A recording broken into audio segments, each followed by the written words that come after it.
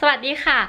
วันนี้เรามาต่อกันที่คลิปที่2ของซีรีส์ Super Basic Watercolor Technique กับปั่นนะคะวันนี้เนี่ยเราจะเอาเทคนิคที่เราเรียนทั้งหมดในวิดีโอที่แล้วมาผสมกันเป็นการฝึกลงสีสกินโทนในคลิปนี้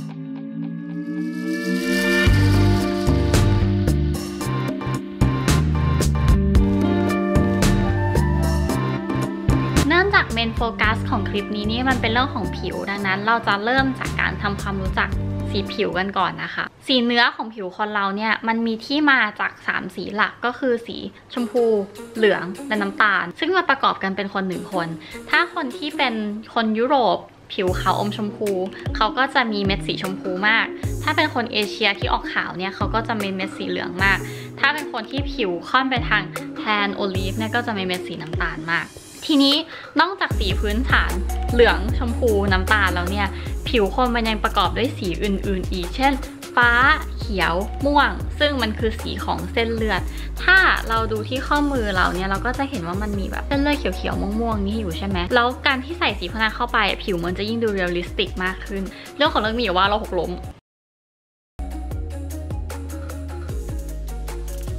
ถ้าลองดูที่รอยช้ำนี้เนี่ยจะเห็นชัดเลยว่ามันเป็นสีเขียวอมเหลืองอมม่วงนี่คือสีของเส้นเลือดและเลือดที่แบบว่าคั่งแล้วก็ตายแงะอยู่ข้างในผิวในคนปกติที่ไม่ได้เป็นแผลเนี่ยไอ้สีพวกนี้มันไม่ได้เห็นชัดขนาดนั้นแต่ว่ามันก็จะคือแทรกซึมอยู่อย่างเช่นแบบฝ่ามืออะไรเงี้ยมันก็จะมีสีพวกนี้ถ้าเราลองเทคสีเขียวฟ้าม่วงมากขึ้นเนี่ยการลงสีผิวของเราอ่ะจะมีมิติมากกว่าคนอื่นเริ่มจากการผสมสีก่อนนะคะอย่างที่เราบอกไปว่าสีมันเกิดจากเหลืองชมพูน้ำตาลคือหลังๆมาเนี่ยมันก็มีไอ้เจ้าสีเนื้อที่พรีผสมมาแล้วให้ขี้โกงแหละแต่ว่าก่อนหน้านี้สมัยที่เราเด็กๆหน่อยอะเราก็เอาสีมาผสมเองเนี่ยแหละจำที่พูดเรื่องม่วงกับเขียวได้ไหมเอาม่วงกับเขียวกับฟ้าเนี่ยแอบแทรกใส่เข้าไปตั้งแต่แรกเลยตอนที่ผสมอะอย่าผสมแค่ช่องเดียวนี่คือสีผิวหลักให้ผสมสีที่จะเป็นเงาของผิวเตรียมไว้เลยเพื่อให้เราสามารถลงสีเสร็จได้ภายในน้ำเดียวเพราะว่าถ้าเราทำทุกอย่างเสร็จภายในน้ำเดียวเนี่ยสีมันจะสมูทกันเป็นแผ่นเดียวเราก็จะเริ่มเทคนิคที่เราชอบใช้ลงสีผิวหรือว่าลงพื้นที่ใหญ่ๆคือเทคนิค wet on wet คือคุณใช้วิธีไหนของคุณก็ได้แต่ว่าเราถนัด wet on wetซึ่งวิธีนี้ต้องใช้ความเร็วเราแค่จะบอกแค่นั้นแหละเราก็จะลงน้ำลงไปตรงพื้นที่ที่เราต้องการทั้งหมดซึ่งไล่ผมอะไรอย่างเงี้ยเราก็ลงท่วมขึ้นไปด้วยจุดที่เราจะเว้นขาวเอาไว้เนี่ยจะมีแค่ตาแล้วก็ปากนิดหน่อยเท่านั้นสาเหตุที่ต้องเว้นขาวเป็นเพราะว่าสีน้ำเนี่ยมันไม่มีสีขาวนะคือโอเคมันมีสีขาวขายอยู่แต่ว่ามันใช้แค่เพื่อทำให้สีอุ่นแล้วก็พาสเทลขึ้นเท่านั้นเองถ้าเราต้องการสีขาวแบบขาวจั่วจริงๆเนี่ยเราจะต้องเว้นกระดาษขาวเอาไว้พอเราลงน้ำได้เท่าที่ต้องการละเราก็จะเริ่มลงสีเหมือนเดิมหลักการที่สำคัญที่สุดก็คือลงสีอ่อนก่อนแล้วค่อยไปสีเข้มพึงระลึกไว้ว่าสีแรกที่จดผู้กันลงไปบนกระดาษเนี่ยจะเป็นสีที่อ่อนที่สุดในงานตอนนี้เนี่ยกระดาษเปียกประมาณแบบ 95% อยู่ดังนั้นเนี่ยเราจะเลือกผสมสีที่เป็นสีเข้มและสีที่ prominent เช่นสีแก้มสีม่วงสีอะไรต่างๆสีที่เราไม่ต้องการให้มันเห็นเป็นเส้นเป็นลำ wet on wet นะอะไรที่อยากให้เบลนด์ให้รีบลงอะไรที่อยากให้ชัดเก็บไว้ลงที่หลังแต่ทีนี้เนี่ยเวลาลงหลังๆอ่ะสีมันจะเห็นชัดแล้วมันจะเข้มขึ้นดังนั้นต้องระวังเรื่องความเข้มนิดนึงว่าอย่าให้เข้มเกินไปสีที่เคยแบบอ่อนจางตอนที่เราลงตอนที่มันเปียกมากอ่ะพอเราลงตอนที่มันเปียกน้อยมันจะเข้มขึ้นตอนนี้นะคะน้ำเปียกประมาณ 70% เราจะเริ่มผสมสีม่วงและสีเขียวเพราะเราอยากเห็นน้ำหนักของภาพรวมก่อนในการวาดรูปเนี่ยมันจะมีสิ่งที่เรียกว่าการเบรกสีเบรกก็คือแบบว่าใจเย็นๆนะพี่อย่ารุนแรงให้มันมากอะไรประมาณนี้แบบเราบีบสีออกมาจากหลอดเลยอะเราจะเรียกสีพวกนี้ว่าสีดิบหรือสีที่ไม่ได้เบรกซึ่งมันจะรุนแรงมากเวลาคนที่แบบอยากทำงานสีเข้มๆแบบสไตล์พีทมอนเดรียนอะไรเงี้ยก็อาจจะชอบสีที่ไม่เบรกแต่ว่าสำหรับสีน้ำหรืองานทั่วๆไปอะไรเงี้ยเราจะแนะนำให้เบรกสีก่อนเบรกสีมันก็ดีตรงที่สีมันจะเข้ากันทั้งภาพได้มากขึ้น สิ่งที่เราเห็นในนักเรียนเราอะสมัยที่เราสอนนะก็คือเวลาเราบอกให้ใส่พวกสีฟ้าสีเขียวอะไรพวกเนี้ย 90% ครั้งแรกที่ทำอะทุกคนจะทำแล้วคนกลายเป็นผีไปหมดเพราะว่าลงแอเรียใหญ่คือลงแอเรียเท่าที่อยากจะได้อะแต่จริงๆอะอย่าลืมว่าสีมันกระจายให้ลงเล็กกว่าแอเรียที่อยากจะได้ตอนนี้น้ำเปียกประมาณ 40% ถ้าผสมเยอะตอนนี้มันจะเริ่มกลายเป็นคราบแล้ว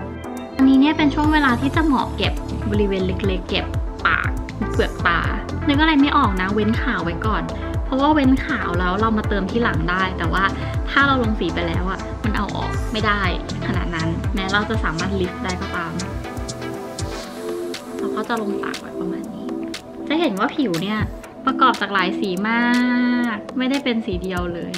ตอนนี้มันเปียกประมาณแบบ 20% ละเรากำลังคัดเงาที่ถ้าเกิดว่ามันกระจายออกไปมากกว่าที่ควรแล้วมันจะแย่ก็คือเงาใต้ตาแล้วก็เงาร่องจมูก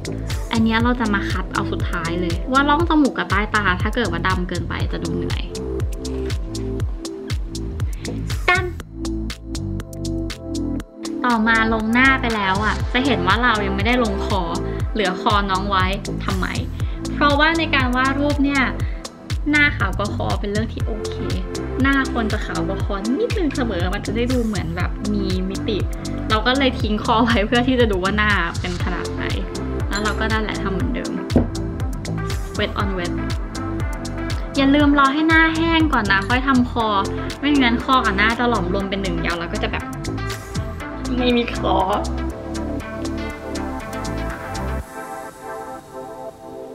เทคนิคนี้ใช้ได้กับทุกอย่างเลยนะใช้ได้กับสัตว์ใช้ได้กับคนสิ่งของคอเนี่ยเวลาลงคอดูเลยเห็นคอเราไหมเรามีลูกกระเดือกไม่ใช่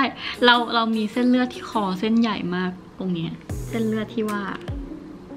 นี่เป็นเส้นเลือดหนึ่งในเส้นที่ใหญ่ที่สุดในร่างกายมนุษย์ดังนั้นแบบให้ความสำคัญใส่สีให้น้องนิดนึงแล้วก็บริเวณพวกแบบหัวไหล่หรือปลายจมูกหรือว่าปลายไหปลาร้าอะไรพวกนี้บริเวณที่เราอยากให้มันรู้สึกแบบจุ๊บมูนัดจุ๊บอะไรเงี้ยก็ใส่สีชมพูเข้าไปหน่อยมันจะยิ่งดูจมูกมากกว่าเดิมถ้าเกิดว่าใส่สีชมพูแล้วเว้นขาวไว้ให้ดูเหมือนแบบว่าเหมือนมันเงามันทั้งหมดนี้เนี่ยทั้งภาพนี้ที่เห็นเราเริ่มวาดมาเราใช้ผู้กันอยู่เบอร์เดียวเลยนะคือเบอร์ 6เวลาเราวาดพื้นที่ไหนเราต้องเลือกผู้กันให้เหมาะกับพื้นที่นั้นถ้าวาดพื้นที่เล็กให้ใช้ผู้กันเล็กถ้าว่าพื้นที่ใหญ่เนี่ยต้องใช้ผู้กันใหญ่เพราะว่าพอใช้ผู้กันเล็กแล้วสโตรกของผู้กันที่เราพยายามลงซ้ำแล้วซ้ำอีกเพื่อให้พื้นที่มันเต็มมันทำให้งานตายเสร็จการลงสีผิวชั้นแรกต่อไปเราจะเริ่มลงสีผิวชั้นที่2กันเพราะว่ากระดาษเนี่ยแห้งแล้วคือเป็นคอไม่แห้งมือเลอะแต่ว่าตรงหน้าเนี่ยแห้งแล้วเราจะมาเน้นสีแดงกัน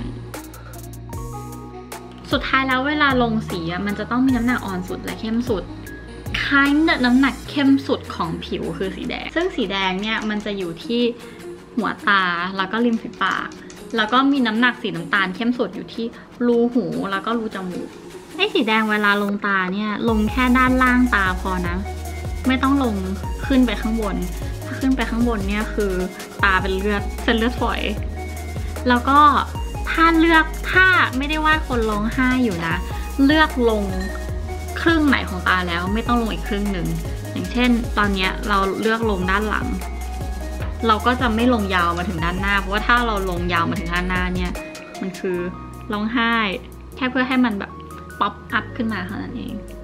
แล้วก็รูจมูกมันควรจะไปอยู่กับอีกวิดีโอนึงซึ่งเป็นวิดีโอที่เรื่องการวาดเครื่องหน้าแต่ว่าเรานิดนึงแล้วกันก็คือเรื่องของเงาใต้รูจมูกเนี่ยเวลามันเป็นสีดำอย่างเงี้ยมันไม่ได้แปลว่าเนื้อข้างในของจมูกมันเป็นสีดำนะเป็นสีดำเพราะว่าแสงมันตกกระทบจมูกข้างบนแล้วมันก็เลยทอดเงาลงมาดังนั้นเวลาที่ลงรูจมูกเนี่ยให้คำนึงว่ามันเป็นแค่เงา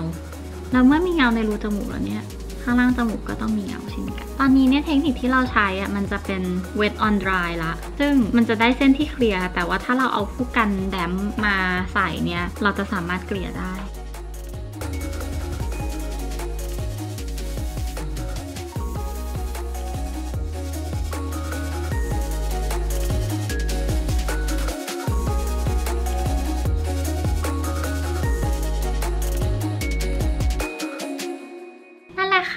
เรื่องของการล ลงผิวก็จบเพียงเท่านี้นะคะ